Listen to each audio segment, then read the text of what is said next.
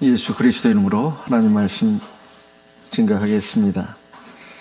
요한복음 1장 35절에서 39절까지 말씀을 읽겠습니다. 요한복음 1장 35절부터 39절까지 말씀 읽겠습니다. 또 이튿날 요한이 자기의 제자 중 두 사람과 함께 섰다가 예수의 다니심을 보고 말하되 보라 하나님의 어린 양이로다. 두 제자가 그의 말을 듣고 예수를 쫓거늘. 38절 제가 읽고 39절은 같이 읽겠습니다. 예수께서 돌이켜 그 쫓는 것을 보시고 물어 가라사대 무엇을 구하느냐. 가로되 랍비여 어디 계시오니까. 아니 랍비는 번역하면 선생이라. 39절 같이 읽습니다. 예수께서 가라사대 와 보라. 그러므로 저희가 가서 예수 계신 데를 보고 그날 함께 거하니 때가 제 10시쯤 되었더라. 우리가 왜 하나님을 믿는가? 왜 우리가 이 교회를 다니면서 신앙생활을 하는가? 이것은 우리가 수시로 생각해보고 다짐을 해야 될 그런 중요한 문제입니다. 말할 것도 없이 구원을 얻기 위해서가 아니겠습니까? 참 생명을 얻고 참 행복을 얻는 것, 이것을 구원이라고 말합니다. 참 생명이라고 하는 것은 우리가 영원한 생명을 얻는 걸 말합니다.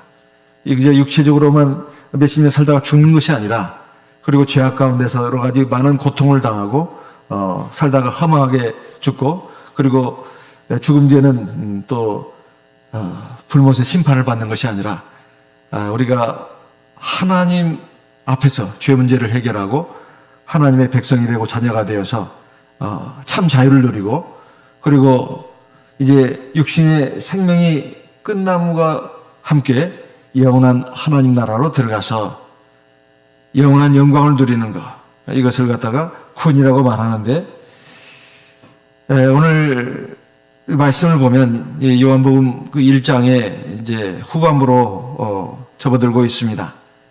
요한복음에서 1장에서는 특히 예수님이 누군가에 대해서 말씀하고, 그 예수님을 갖다가 확실하게 증거하고, 그리고 그분의 길을 예비하기 위해서 온 세례 요한에 대해서도 소개하고 있습니다. 그리고 이제 주님께서 제자들을 부르시는 광경이 나옵니다. 보통 예수의 구원 사역의 시작이라 그러면은 예수님이 세례 요한에게서 세례를 받을 때부터라고 말을 합니다. 그러나 본격적인 주님의 구원 사역의 시작은 이제 제자들을 부르면서부터 시작했다고도 볼 수 있습니다. 여기에 요한복음 1장 35절에 보게 되면 이튿날 요한이 그랬는데요. 이 요한은 세례 요한을 가리키는 말입니다.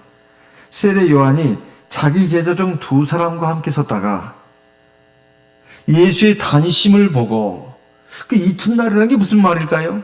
바로 예수님이 세례를 요단강에 와서 세례 요한에게 받고 난 다음 날을 말하는 것입니다.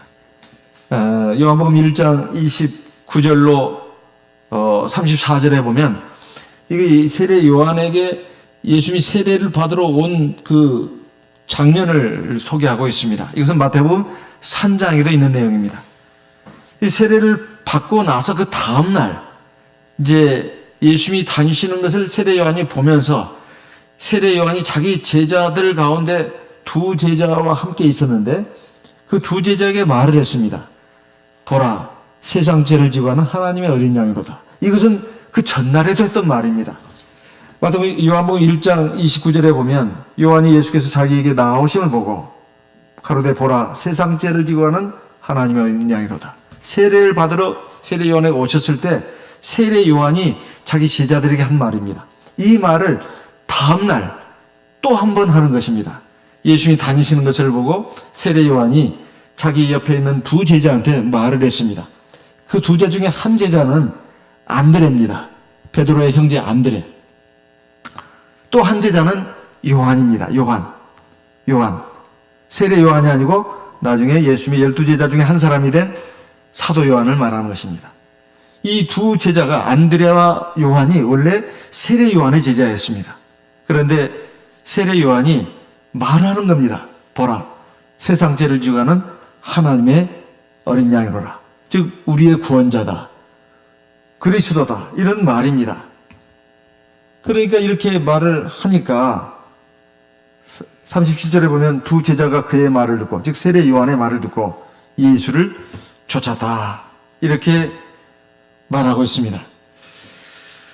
사실 예수님이 이렇게 해가지고 이제 제자들을 이제 2명, 그리고 12명, 나중에 70명이 되고, 그렇게 해서 나중에 예수님이 십자가에 돌아가시고 부활승천해가지고 이제 하늘로 가셨을 때 오순절날 성령이 임하면서 그 제자들에 의해서 주님의 교회가 서게 되었습니다. 그렇게 해서 하나님의 구원 사역이 이제 오늘날까지 이제 펼쳐지고 있는데, 주님께서는 사실상 많은 군중을 놓고 가르치시기도 했지만 복음서를 보게 되면 한 3분의 2 가량은 주로 그 제자들에게 하시는 말씀으로 되어 있어요. 3분의 2가. 그리고 실제로도 그 대부분의 시간을 이 제자들과 함께 보내면서 그 제자들을 직접 가르치고 키우는데 역점을 두시지 않았나, 이렇게 생각이 됩니다. 그렇게 해가지고 결국 교회가 서게 되고 하나님의 구원의 역사가 온 인류에게 이제 펼쳐지는 그런 시대까지 오게 되었습니다. 그런데 예수님께서 제자들을 부르실 때 이 두 제자라고 했는데, 이 두 제자가 안드레하고 지금 그 세례 요한이라고 했습니다. 그런데 이것을 갖다가 마태복음이라든가 마가복음에 보게 되면 안드레와 베드로가 바닷가에서 그물을 던져서 고기를 잡을 때 부르셨다고 되어 있습니다. 특히 마가복음 1장 16절로 20절에 보면 그게 좀 자세히 나옵니다. 그리고 요한과 야고보 형제간입니다. 세베대 아들들. 바닷가에 그물을 깃고 있었습니다. 또 예수님 부르시니까 주님을 따라 나섰습니다. 내가 사람을 낚는 어부가 될 것이다, 나를 따라오라. 그러니까 그냥 다 버리고 따라 나온 걸로 되어 있어요. 근데 여기에 말씀을 보게 되면 지금 이런 좀 과정이 나옵니다. 그러면 성경을 종합적으로 봤을 때 지금 이 요한복음 1장에 나와 있는 그 말씀은 예수님께서 세례 요한으로부터 시작해가지고, 원래 세례 요한의 제자들이었던 안드레와 요한이 먼저 세례 요한, 자기 스승인 세례 요한의 말을 듣고 주님을 따른 것으로 나옵니다. 그래가지고 이 안드레가 예수님에게 가서 이제 보니까 무엇을 구하느냐 했을 때, 주여 어디 계십니까? 와서 봐라. 그래서 그날로부터 그냥 안드레는 주님의 제자가 되었습니다. 그리고 나서 이제 자기 형제 시몬을 갖다가 찾아 나섰다. 41절. 그가 먼저 자기 형제 시몬을 찾아 말하되 내가 메시아를 만났다. 그래가지고 이제 42절에 보면 데리고 예수께로 왔다, 이렇게 되어 있습니다. 그런데 이제 마가복음 1장 16절 20절에 보면 고기를 잡기 위해서 그물을 던지고 있는 베드로, 안드레가 나오고, 또 이제 그물을 깃고 있는 요한과 야고보가 나옵니다. 주님이 따르라고 하니까 그냥 따라 나섰다, 이 말. 이걸 어떻게 조화를 시켜야 할 것이냐. 사실 그 바닷가에서 물고기를 잡고 있을 때, 혹은 그물을 던지고 있을 때, 그리고 그물을 깃고 있을 때 주님이 말씀하시니까 따라 나서서 즉시 주님의 제자가 된, 그것은 이제 결론적인 부분이고, 이것은 이제 처음 예수를 만난 그런 상황이라고 볼 수 있습니다. 그래가지고 그 주님의 제자로 최종적으로 나서기까지 몇 번 만났다 하는 것을 이제 볼 수 있는데, 오늘의 이 말씀은 처음 만나는 그 광경을 갖다가 여기에다 지금 기록해 놨다, 이렇게 봐야 되겠습니다. 그래서 이제 여기서 중요한 것은 주님의 제자가 되는 데 있어서 세례 요한의 역할이 있었고, 그리고 이 제자들이 세례 요한의 말을 듣고 따라 나섰다는 것이 있는데, 이 공통점이 있습니다. 그래서 내가 무슨 일을 할 것인가, 어떤 사람 직업을 가지고 살아갈 것인가, 그것이 초점이 있는 것이 아니라 내가 구원자를 만났다, 내가 정말 구원을 받아야 되겠다, 이것이 초점이라는 겁니다. 초점이. 그것이 중점입니다. 사실 여기서 중요한 역할을 맨 먼저 한 사람은 세례 요한입니다. 세례 요한이 예수님에게 세례를 주고 예수님을 갖다가 온 천하에 그를 드러냈습니다. 소개했죠. 그리고 자기 제자를 갖다가 예수님께로 양도하는 이런 모습을 볼 수가 있습니다. 사실 이 세례 요한의 이 삶이라고 하는 것은 짧은 생애였지만, 예수님보다 6개월로 앞에 나와가지고 그 짧은 생애를 살았지만 주님을 증거하고 주님이 걸어갈 길을 갖다가 예비하는데 자기의 짧은 생애를, 전생애를 다 바쳤습니다. 그런데 세례 요한도 역시 그 목표는 구원입니다.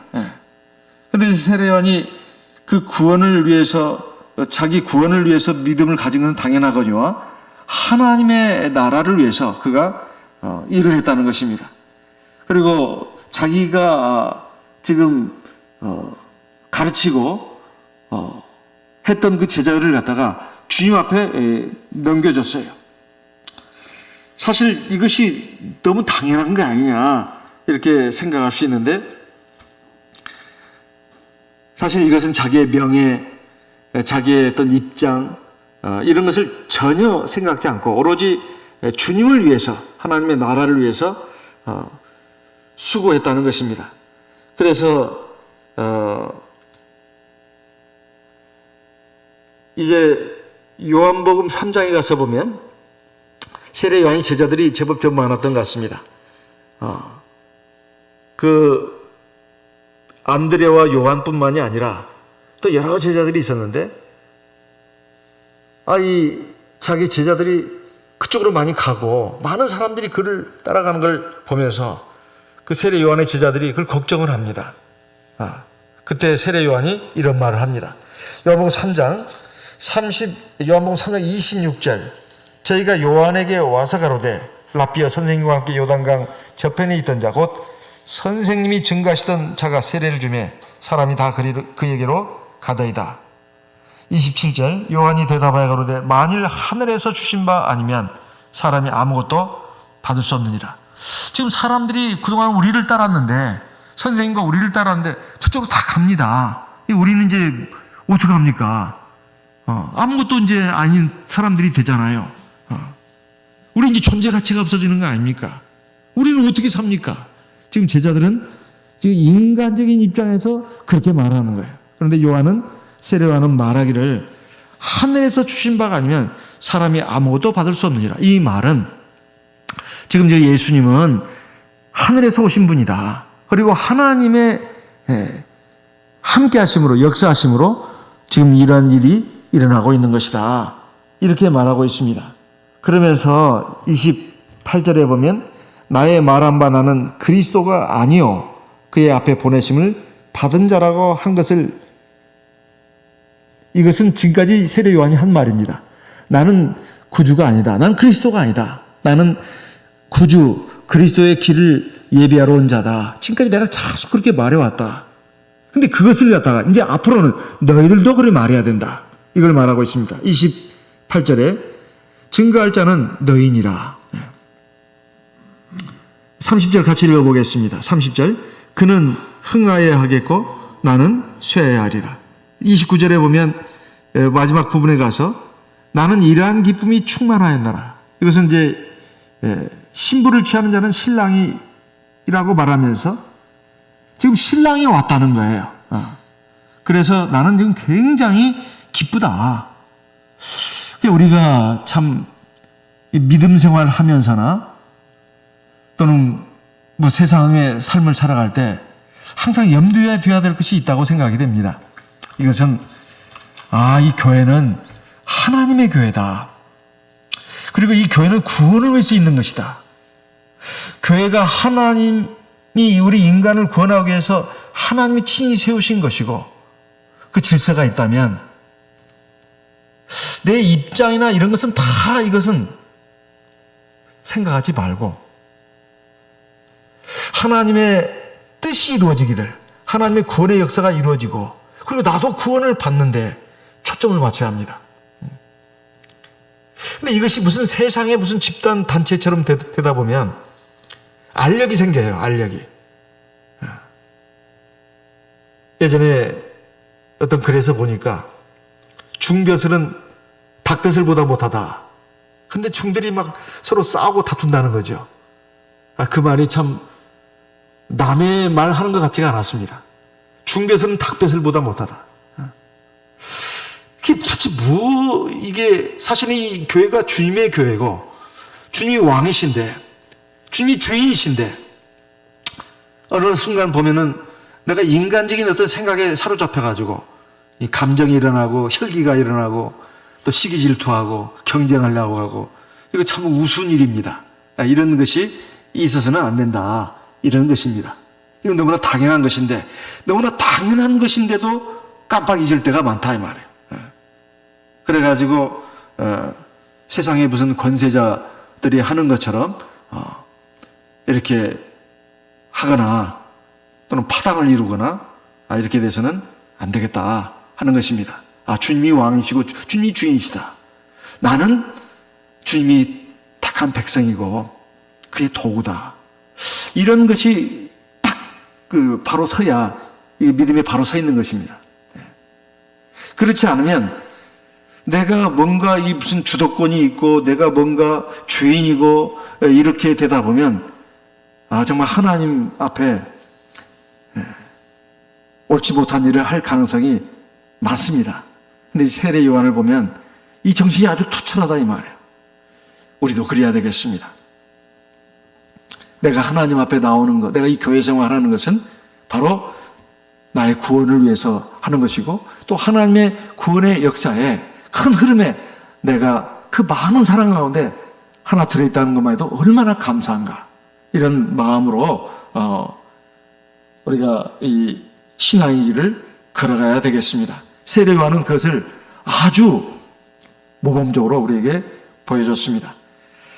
그리고 이제 예수님의 본격적인 제자들이 되는 데 있어서 맨 먼저 그 역할을 했던 사람이 바로 이 세례 요한이라는 거예요. 맨 먼저 주님 앞에 나온 사람이 안드레입니다. 안드레. 요한복음을 보면 그렇다 말이에요. 이 안드레하고 요한이에요. 요한. 안드레와 요한이 맨 먼저 주님 앞에 나왔어요. 그리고 이제 안드레는 자기 형제 베드로에게 가서 소개했습니다. 그렇게 해가지고 12제자들이 주님의 사도들이 된 것이죠. 그래서 주님의 제자가 되는 데 있어서 몇 가지 요건이 있는데, 첫째는 누군가로부터 증거를 받는다는 거예요. 그러니까 전함을 받는다는 것입니다. 누군가의 인도를 받는다는 거예요. 저와 여러분을 가만히 보게 되면 우리가 원래부터 태생적으로 우리가 하나님의 백성이 아니었습니다. 저나 여러분이나 부모가 나를 교회로 인도했다거나, 친구가 나를 교회로 인도했다거나, 아니면 내 배우자가 나를 교회로 인도했다거나, 아니면 내 자녀가 나를 교회로 인도했다거나, 어쨌든 누군가가 나를 교회로 인도했다 말이에요. 그래서 내가 하나님을 만나게 되었습니다. 그래서 하나님의 백성이 되고 하나님의 제자가 된 거예요. 그래서 이 누군가로부터 전도를 받는다고 하는 거, 그리고 그래서 내가 예수님을 만났다고 하는 거, 하나님을 만났다고 하는 거, 이것이 첫 번째 과정이다 이 말이에요. 세례 요한에 의해서 안드레와 요한이 주님 앞에 왔고, 그리고 안드레는 시몬을 인도했고, 요한은 이제 자기 형제 야고보를 또 인도했고, 또 빌립은 나다나엘을 인도하는 과정이 요한복음의 1장에 나옵니다. 두 번째는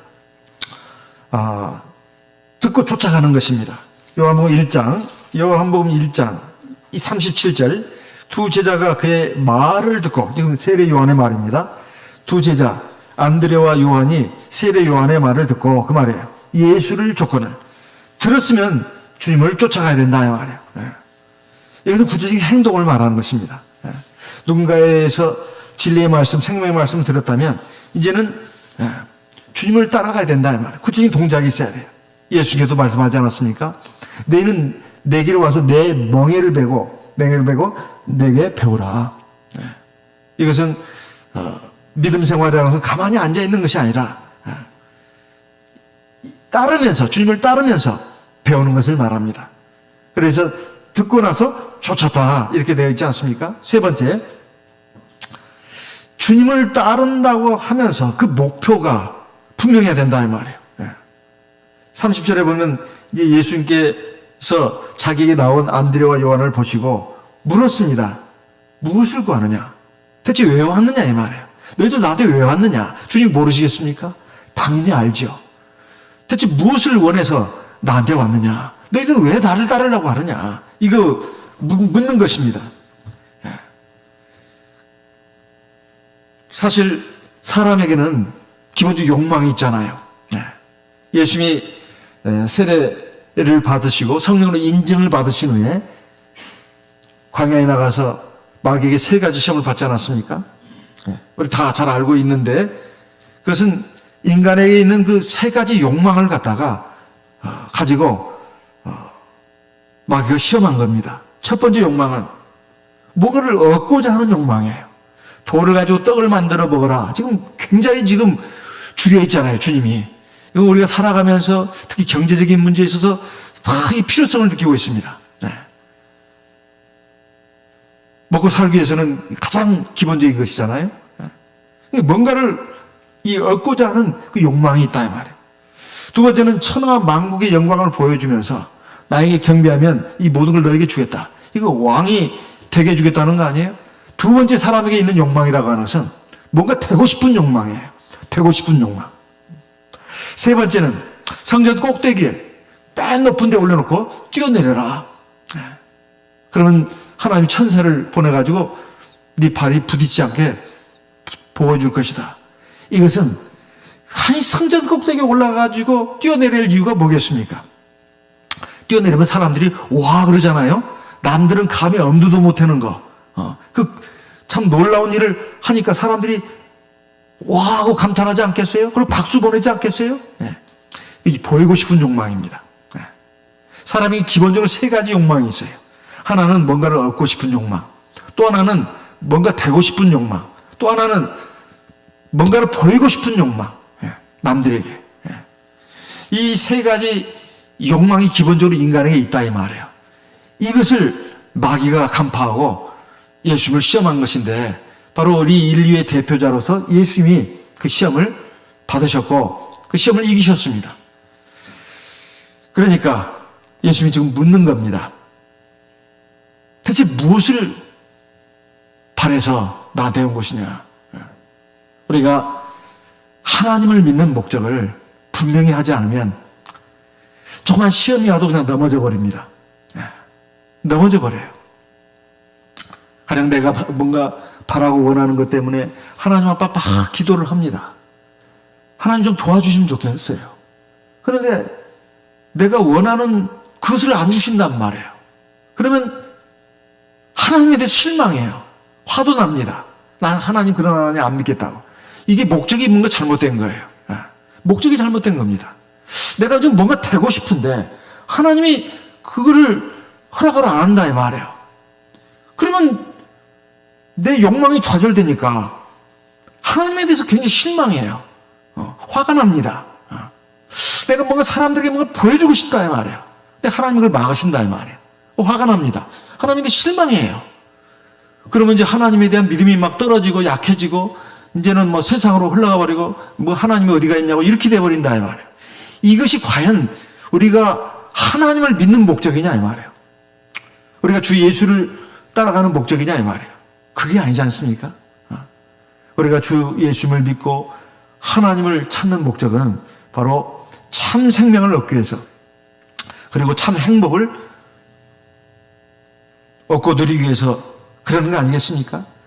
그렇다면 우리 이 신앙의 목표를 분명하게 하지 않으면 반드시 조그마한 시험에도 그냥 넘어져 버린다 이 말이에요. 그래서 예수님께서 오병이어의 기적을 일으키셨을 때 많은 이스라엘 백성들이 놀라고 기뻐하고 환호했어요. 이분을 왕으로 삼아야 되겠다. 그래가지고 그냥 예수님 막 끝까지 따라와가지고 예수님을 찾으니까 예수님이 너희들이 나를 찾은 것은 표적을 본 까닭이 아니요 떡을 먹고 배부른 까닭이라. 그러면서 그때부터 나는 생명의 떡이다. 나를 먹고 마시는 자는 영원히 죽지 않을 것이다. 알다가도 모를 말씀을 한다 이 말이에요. 내가 너에게 이런 말은 육이 아니라 영이니라. 살리는 것은 영이요 육은 무익하니라. 이런 말씀을 하니까 이 사람들이 굉장히 실망을 해요. 아니 우리는 세상에서 그래도 좀 여유롭게 살고 싶고 잘 살고 싶고 아무 근심걱정하고 살고 싶은 것이 우리가 당신을 믿는 목적인데 당신은 지금 형이 사학적인 얘기를 한다 이 말이에요. 죽으면 어떻게 될지도 모르는 그 나라를 자꾸 얘기를 했으니 너무 실망이 된다 이 말이에요. 그래서 다 떠나가 버렸습니다. 남은 사람은 주님이 12제자예요. 주님이 그 12제자에게 물었습니다. 요한복음 6장 66절을 보겠습니다. 요한복음 6장 66절입니다. 요한복음 6장 66절. 이러므로 제자 중에 많이 물러가고 다시 그와 함께 다니지 아니하더라. 67절. 예수께서 12제자에게 이르시되 너희도 가려느냐? 68절. 시몬 베드로가 대답하되 주여 영생의 말씀이 계심에 우리가 누게로 가오리까. 이 12제자가 지금 남았는데 얼마나 황당했겠습니까? 주님이 또 그런 질문을 했을 때 베드로가 아마 자기가 대표격으로 좀 무슨 말씀을 좀 드려야 되겠다 생각하고 용감하게 말했어요. 영생의 말씀이 여기 계시는데 우리가 어디로 가겠습니까? 그때 예수님이 뭐라고 했느냐 하면은 70절. 예수께서 대답하시되 내가 너희 12를 택하지 아니하였느냐? 그러나 너희 중에 한 사람은 막이니라 하시니. 71절 같이 읽어보겠습니다. 이 말씀은 가룟 시몬의 아들 유다를 가리키십니다. 저는 12 중에 하나로 예수를 팔자라. 그 12이 남았는데 베드로는 지금 12를 대표해가지고 말을 했습니다. 영생의 말씀이 여기 계신데 우리가 어디로 가겠습니까? 사실은 그날 하루에 말이에요. 성인 남자만 5,000명이나 배부리 먹고 그리고 12 광주린가를 가득 채웠다 이 말이에요. 그 여자 아이들까지 하면 숫자는 훨씬 더 많습니다. 그리고 얼마나 많은 사람들이 이 예수님 앞에 왔냐 이 말이에요. 예수님의 제자들의 입장에서는 야 이제 살판 났네. 이렇게 많은 사람들이 예수님과 우리를 따르니 이제 진짜 막 뿌듯하고 그러지 않았겠어요? 이걸 우리 오늘날로 말하면 신도가 확 늘어버린 거예요. 확 늘어버린 거예요. 갑자기 그냥 숫자가 그냥 수천 명이 수백 명, 수천 명이 됐다고 할 수 있죠. 그런데 12명으로 쪼그라들었어요. 그 금세 말이에요. 예수님 말씀 한마디 그냥 너무 그냥 재미없게 하셔가지고 말이에요. 상황도 좀 보고하면서 얘기를 하시면 더 좋았을 텐데. 그냥 그런 말씀을 딱 하니까 샥 사라져버리고 그냥 딱 12명만 남았네요. 그런데 그 12명 놓고도 말이에요. 주님은 야 너희들 참 장하다. 이리 와 내가 한 번씩 다 안아줄게. 그런 게 아닙니다. 너희들 말이야 지금 내가 12를 택하지 않았느냐. 그런데 내 중에 하나는 마귀다. 바로 가룟 유다를 두고 하신 말씀이라고 여기 나오지 않습니까? 왜 팔았냐 이 말이에요. 가룟 유다는 비록 주님의 제자로 사도로 택함을 입었지만 이 신앙 목표가 제대로 안 돼 있었습니다. 신앙 목표가 제대로 안 됐었어요. 주님이 과거에 다윗과 솔로몬의 그 영광을 재현할 그런 메시아라고 생각한 거예요. 아마 정치적인 어떤 동기도 있었겠죠. 야심도 있었겠죠. 근데 주님이 하는 걸 보니까 영 마음에 안 들어요. 맨날 하나님 나라 얘기했었단 말이에요. 심판 부활 얘기했었고 말이에요. 그리고 이 세상 상식과도 맞지 않는 말을 자꾸 한단 말이에요. 이 가룟 유다는 화가 난 거예요. 실망하는 겁니다.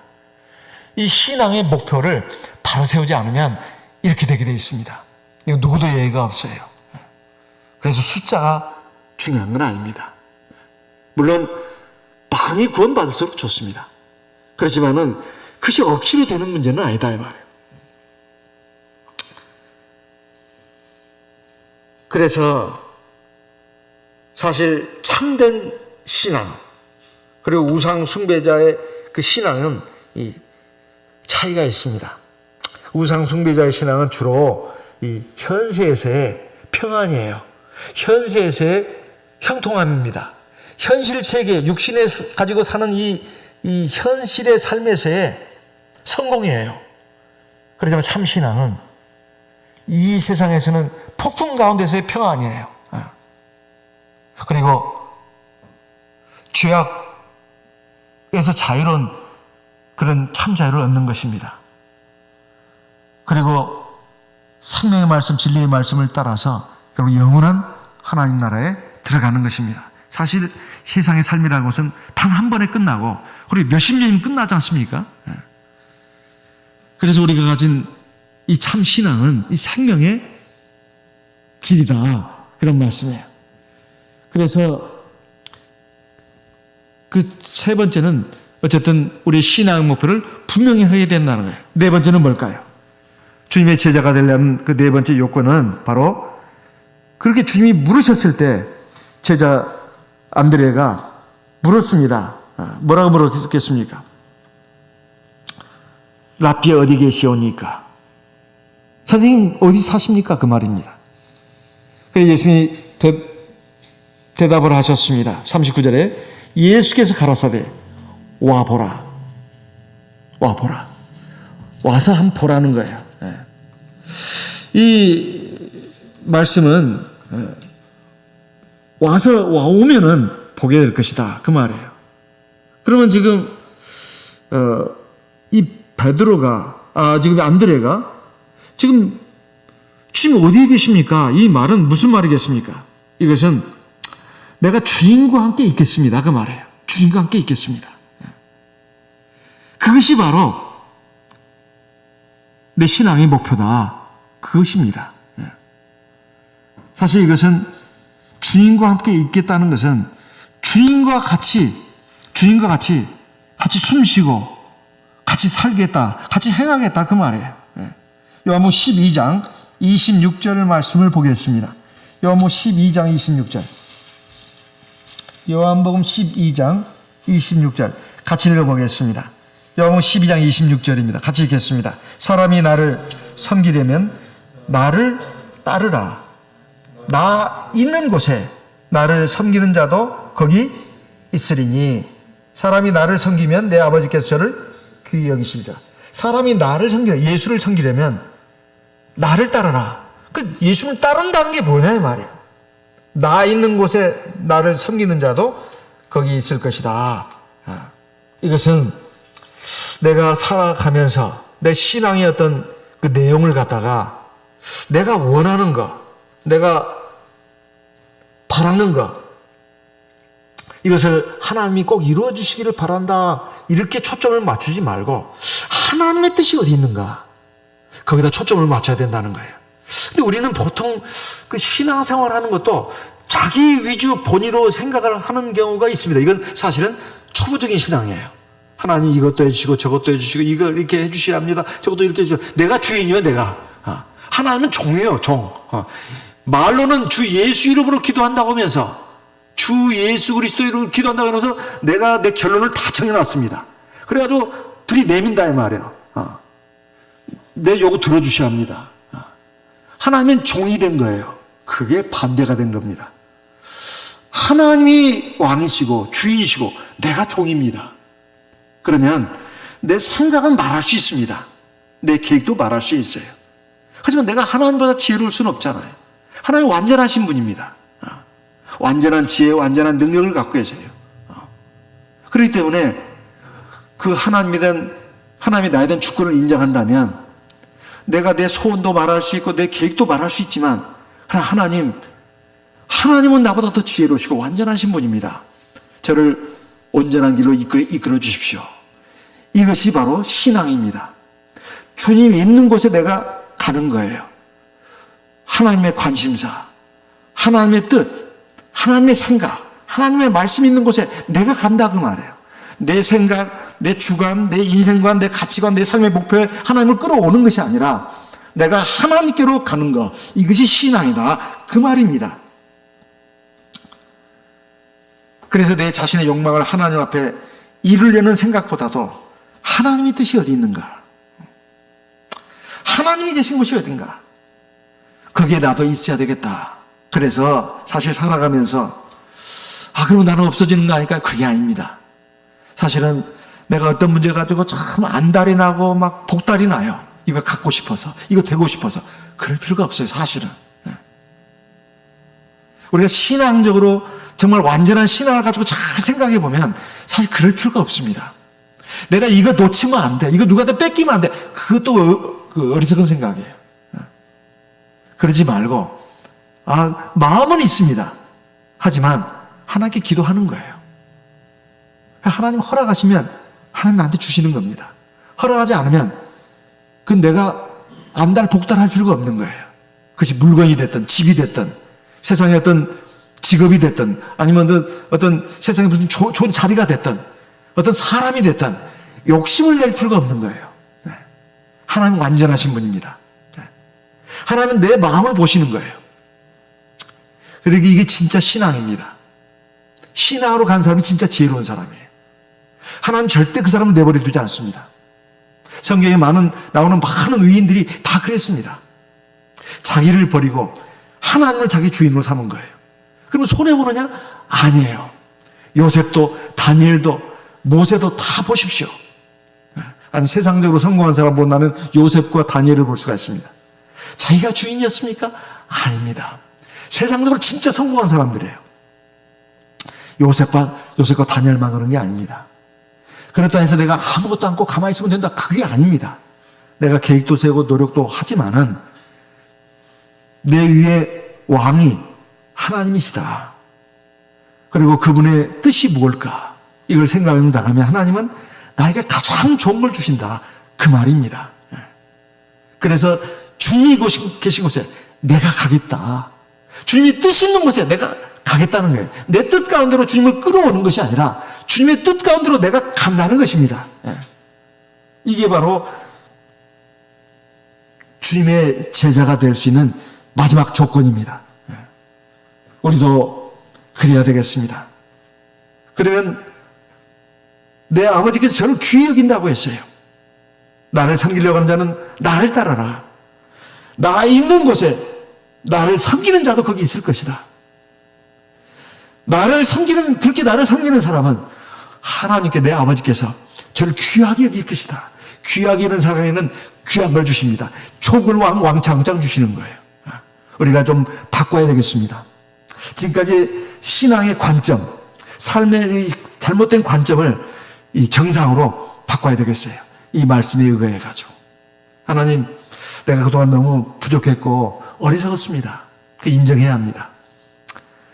하나님은 그런다 해서 우리를 나무라시는 분이 아니에요. 하나님 우리를 기뻐하십니다. 하나님 도와주십시오. 하나님 도와주십니다. 우리 영의 눈을 열어주셔요.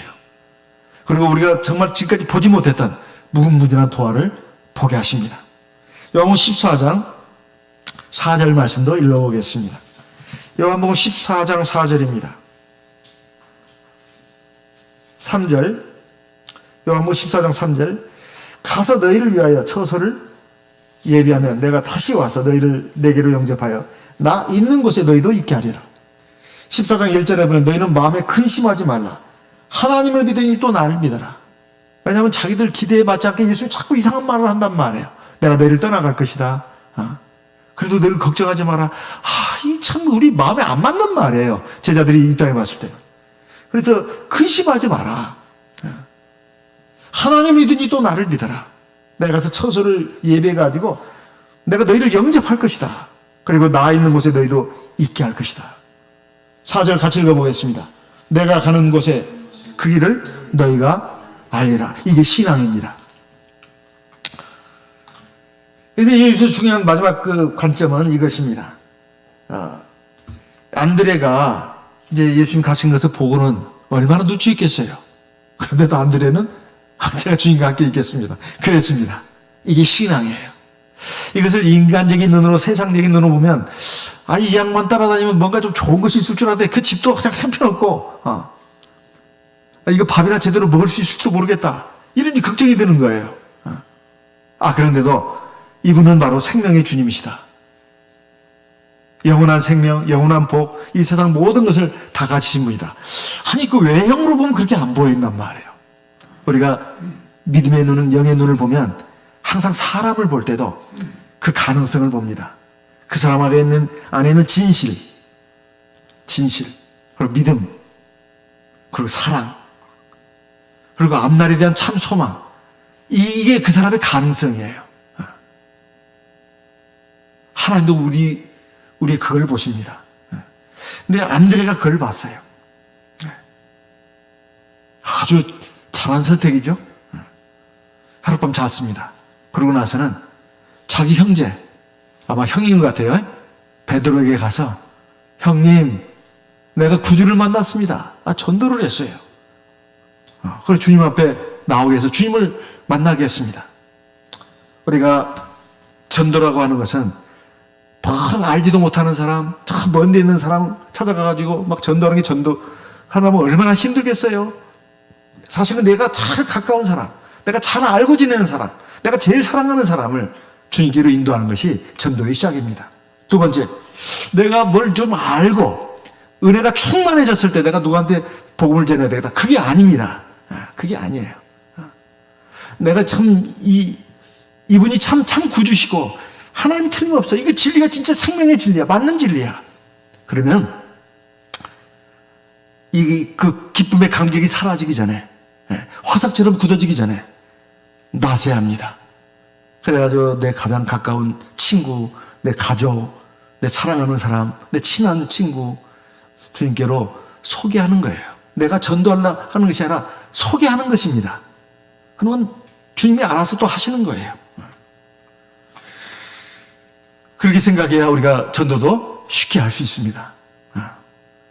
그리고 마지막으로 40절에 보게 되면 오늘 요한복음 1장 40절에 요한의 말을 듣고 예수를 좇는 두 사람 중에 하나는 시몬 베드로의 형제 안드레라. 지금 안드레를 여기에 소개해 놓고 있습니다. 그럼 두 사람 중에 한 사람은 누구냐 이거예요. 요한입니다. 요한이에요. 이 요한복음은 보면 특색이 있어요. 이 요한복음을 쓴 그 사람이, 그 기록자죠. 사도 요한이에요. 그리고 요한 1, 2, 3서도 사도 요한이 썼습니다. 그리고 성경의 맨 마지막 계시록도 요한계시록이죠. 사도 요한이 썼어요. 근데 요한복음이 쭉 보게 되면 기록자가 요한인데 가급적이면 자기 이름을 밝히질 않아요. 굳이 밝혀야 될 경우에는 주님의 사랑하시는 제자 이렇게만 밝힙니다. 정말로 요한이 주님의 12제자 가운데 으뜸이 될 만합니다. 왜냐하면 정말로 겸손한 사람이에요. 사실 예수님의 12제자 가운데 제일 먼저 부름받은 사람 아니에요? 안드레와 함께 요한이. 근데 안드레만 이름을 기록하고 자기 이름은 여기도 밝히질 않아요. 좀 밝히면 어디 덧나나요? 이게 얼마나 아름다운 겸손입니까? 사실은 첫 제자로서의 여건을 가지고 있는 사람이에요. 보통 세상을 살다 보면 잘못된 일에서는 자기 이름을 빼려고 합니다. 거기에 이름이 들어가면 큰일 날 것 같으니까. 욕먹으니까. 그리고 잘한 일에는 먼저 자기 이름을 알리려고 하는 이런 것이 보통 사람들의 속성입니다. 그런데 요한은 정반대였다 이 말이에요. 우리 요한의 이 아름다운 미덕을 우리가 또 본받아야 되겠습니다. 그러면 손해보지 않습니다. 손해보지 않아요. 하나님이 다 보고 있다 이 말이에요. 그래가지고 그를 높이십니다. 이게 겸손이에요. 억지로 되는 건 아닙니다. 신앙이 있어야 되는 거죠. 오늘 주님의 구원사역에 있어서 지자를 부르시는 과정이 나오는데 그 첫 번째에서 네 번째 과정이 나옵니다. 누군가가 인도를 해야 된다는 거죠. 전도를 받아야 된다는 그 역할을 세례 요한이 했습니다. 두 번째는 듣고 쫓아야 된다는 것입니다. 세 번째는 무엇을 구하느냐? 신앙의 목표를 분명히 해야 된다는 것입니다. 네 번째는 바로 주님과 함께 거하는 것이다. 주님과 함께 거하는 것이다. 주님의 뜻, 하나님의 뜻, 하나님의 말씀에 내가 거기에 맞추는 것. 그것이 바로 주님의 제자가 되는 그 길이다 하는 것입니다. 그것은 바로 누구를 위해서가 아니라 바로 그 제자 본인을 위해서 정말로 꼭 해야 될 일이고 진짜 그것이 그에게 복이 된다는 그런 말씀을 오늘 우리에게 주셨습니다. 이 말씀을 기억하면서 우리 하나님 앞에 기도하겠습니다. 참으로 연약하고 부족한 저희들을 하나님의 백성으로 자녀로 불러주시고 주님의 제자로 삼아주신 것에 대해서 감사드리겠습니다. 주님의 합당한 제자가 돼서 참 생명과 영원한 복을 얻는 저희들이 될 수 있도록 저희들을 항상 깨우쳐 주시고 가르쳐 주시고 인도해 주시옵소서. 여러 같이 기도하겠습니다. 성령으로 기도하겠습니다.